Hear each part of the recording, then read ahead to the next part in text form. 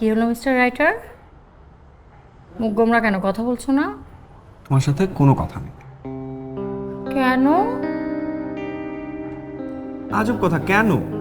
পুরো বাংলাদেশ আমাকে কংগ্রাচুলেশনস জানাচ্ছে আর তোমার কোনো খোঁজই নেই।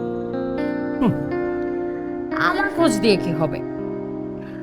এত হাজার হাজার মানুষ তোমার সাথে সেলফি তুলছে, ফেসবুকে অ্যাড হচ্ছে, বড় বড় জার্নালিস্টরা এসে তোমার ইন্টারভিউ নিচ্ছে, এই হাজারো ভক্তের মাঝখানে আমাকে কি দরকার? তুমি তো আর ভক্ত না, তুমি আমার ইন্সপিরেশন। তুমি না থাকলে আমি লেখাটা লিখতে পারতাম, তুমি না থাকলে আমি ভালোবাসতে পারতাম। আমাকে তোমার সন্দেহ?